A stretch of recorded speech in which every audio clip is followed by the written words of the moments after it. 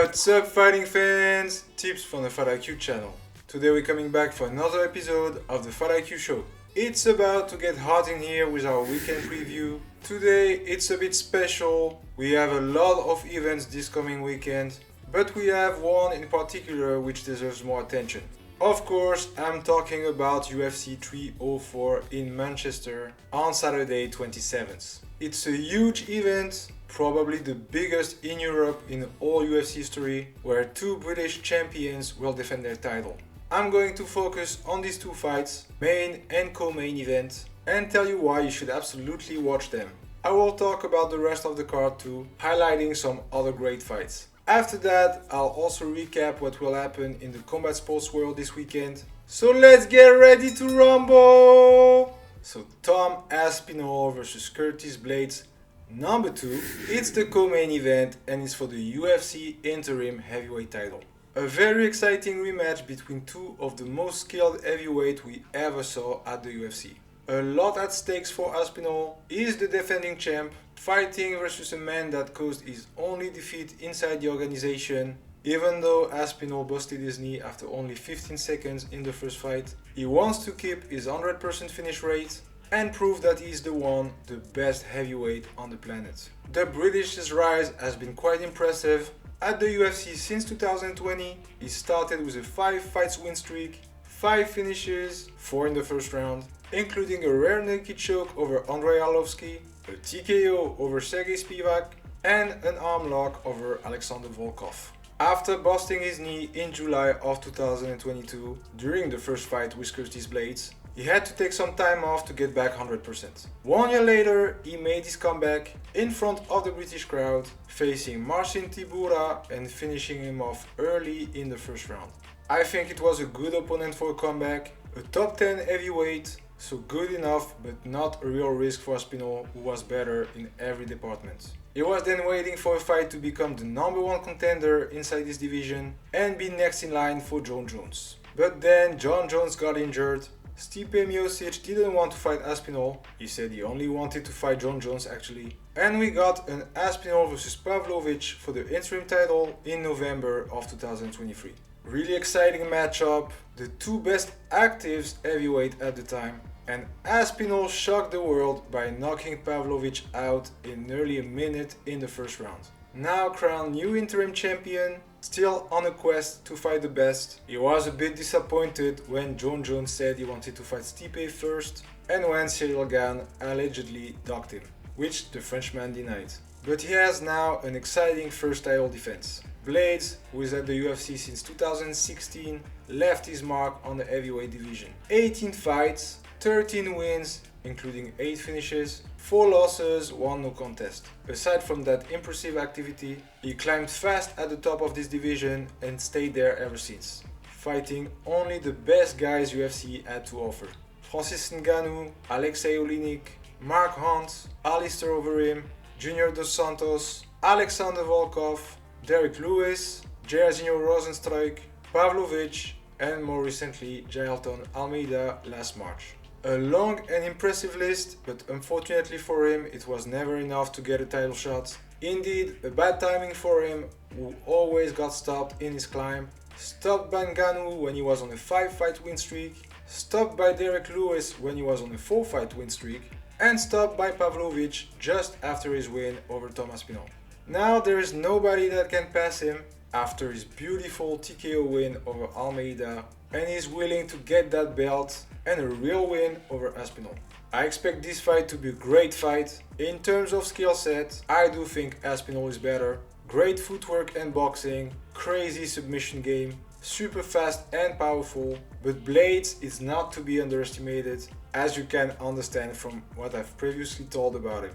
He's a good wrestler, incredibly powerful, he has good boxing skills, he's a smart fighter, and of course he's really experienced. I think he might be able to scare Aspinall in that fight, maybe even rock him with some hard punches. I don't think he will wrestle too much, at least not to take Aspinall down, because he would be exposed to submission. However, I don't see Blaydes able to finish Aspinall. He's too good in every aspect. Of course, one punch could do a lot of damage, especially when Aspinall lowers his guards as he often does, but in my opinion the British will find an opening first. Blaydes has been knocked out 3 times by big punchers and Aspinall has that kind of power. So I see Aspinall keeping his belt and a 100% finish rate by KO or TKO around the 3rd round. And now Leon Edwards vs Belal Muhammad number 2, the main event of the UFC 304 for the welterweight title. Another rematch for the main event and some bad blood in this one. It's also the 2 best welterweight on the planet, fighting at the highest level for a very long time. Their first fight ended in a no contest after a bad eye poke from Edwards, but it was only a matter of time before they met again. Indeed, they have respectively the 3rd and 5th longest active unbeaten streak, Edwards with 13 fights and Belal with 10. Incredible but similar trajectory for both guys, for whom it took a long time to be acknowledged. Edwards is at the UFC for 10 years now, 17 fights, only 2 losses, and of course won no contest against Belal. Since his loss to Kamaru Usman in 2015, he is unbeaten with win over Vicente Luque, Donald Cerrone, Rafael dos Anjos, Nate Diaz, and of course his revenge versus Kamaru, where he scored that mind-blowing head kick knockout in August of 2022.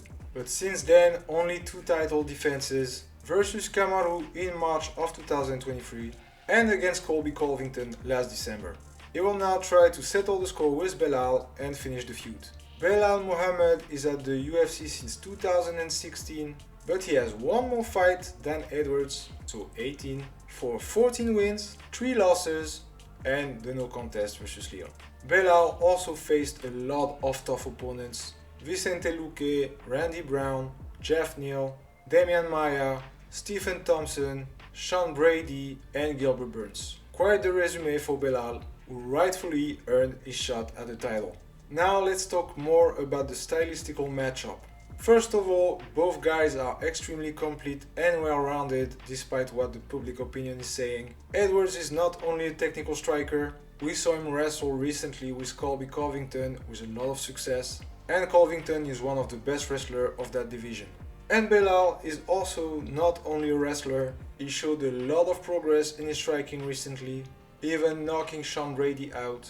I do think though that Belal will try to wrestle with Leon. The fact that he trained with Khabib and Makhachev for his training camp also points to that direction, but it won't be easy as we saw that Edwards wrestling is no joke now. I expect a really close and technical fight, but far from boring. It will go 5 rounds, it will go to the decision. Both fighters are used to fight to the limit, and I think that both will have their highlights during that fight. It will only be details that will make the difference. I do think that Edwards will get that one. He's obviously the better striker. He will be able to keep Belal at large or to get back up if he's taken down. And of course he has the experience of a 5-rounder already, 3 title fights for him, so I'm pretty sure he will come out victorious. The main card is quite impressive. In addition to the 2 title fights, we have Paddy Pimblett versus Bobby King Green. I think it's a great test for Paddy. He's kind of on a redemption path, cause he never met the expectation from the public. But his last fight was pretty good, even though it was against an old Tony Ferguson on a 6-fight losing streak. It's clearly a step up for him. Green is ranked number 15 and he's been looking pretty good recently.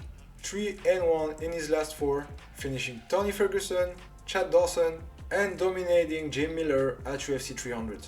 His striking is definitely gonna be a problem for Paddy, so let's see what happens. Then we have the middleweight sensation Christian Leroy Duncan facing Gregory Rodriguez. Real step up for Duncan. Rodriguez is on another level from his past opponents. Also, Robocop has a lot of power, and that will be interesting to see how Duncan will deal with such power. It's gonna be a good striking match. Last one on the main card, Arnold Allen vs Giga Chikadze. Allen comes out of 2 losses versus 2 potential title contenders, Max Holloway and Movsar Evloev. So he really needs the win. And Chikadze comes out a solid win versus Alex Caceres and clearly showed he has an elite kicking game. It's gonna be interesting, but still I see Allen a little bit above Chikadze. The British can mix it up better and went at it with better opposition in his career. I would even say that he will get a finish because Shikaze also goes at war. Some nice stuff in the prelims. I'm happy to see Shona Bannon again. She had some interesting debut versus Bruna Brazil, but lost at the decision. She will now face the newcomer Alice Adeleon. Mick Parkin will be there as well. The undefeated British heavyweight will try to keep his perfect record versus Lukas Breski, 1-3 at the UFC, so I think they want Parkin to keep winning. A bit intrigued about why Mokaev vs Kaap is on the prelims. It's two top 10 flyweights promised to a great future that are facing each other, and Mokaev is a fan favorite, so I would have expected it on the main card instead of Duncan vs Rodriguez. Apart from that, I think it's a hard matchup for Kaap. He is a gifted striker, great technique, speed and IQ, but Mokaev is an elite wrestler, as he proved in all his UFC bouts. I think the Portuguese will need a knockout in that one, which he's capable of, but that will definitely be one of the most entertaining fights. Last one that I really like, Molly McCann vs Bruna Brazil. I saw on social that Molly trained with Shona Bannon, a former opponent from Bruna, so maybe she got a little advantage there. But two good strikers at strawweight, and Molly is one of my favorite human beings at the UFC, so I'll be watching. Something I like, we have custom shorts for Edwards and Paddy. I think it's nice that we see more of those, and I hope they will extend it to more fighters. On a less positive note, what the f*** is UFC doing? Why put that card on US time?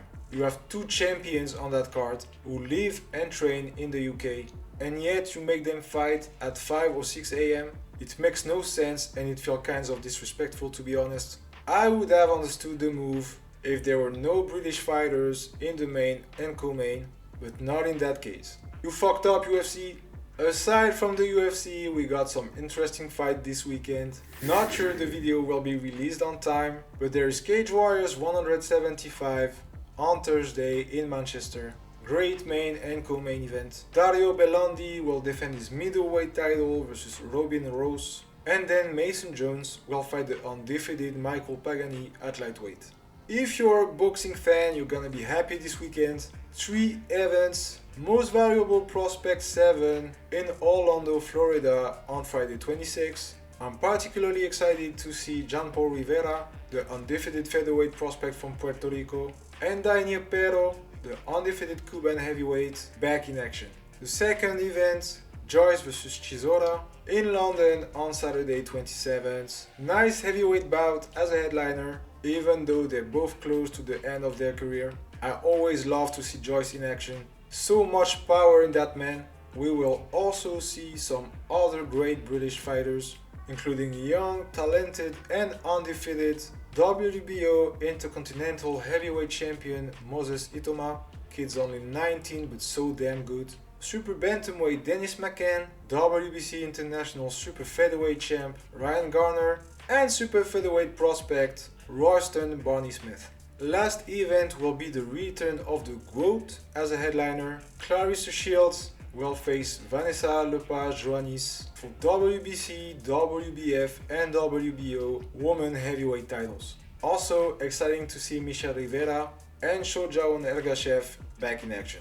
Super Rising 3 in Saitama, Japan on Sunday 28th. This one is very special. The Japanese organization knows how to throw a party. We have MMA fights, bare knuckle boxing with former UFC flyweight John Dodson, and a custom rules fight with the boxing legend Manny Pacquiao. And last but not least, UAE Warriors 51 in Abu Dhabi on Saturday 27th. Great main event for the lightweight title. Amru Magomedov 7-0 versus Ali Abdullah 9-2. Also, Rainier de Ridder joined the organization. The former light heavyweight and middleweight world championship champion will face Magomed Murad Hazayev at 205. Aside from this, the card looks pretty good and is definitely worth watching. And we done here. Now you know what to watch this weekend, guys. As usual, punch those like and subscribe buttons, it helps me a lot. And go hit the comments, go on Discord, Telegram, Instagram, whatever you're on. I want to know what your thoughts are about UFC 304, and I want some predictions from you guys. Enjoy the fights, I'll see you next week. A long time coming, they ain't cuffing my cloth, they tugging. Putting up numbers, 99 pounds, and I still kept it 100. Yeah, who don't play, play, play, play, play, who don't play, play, play.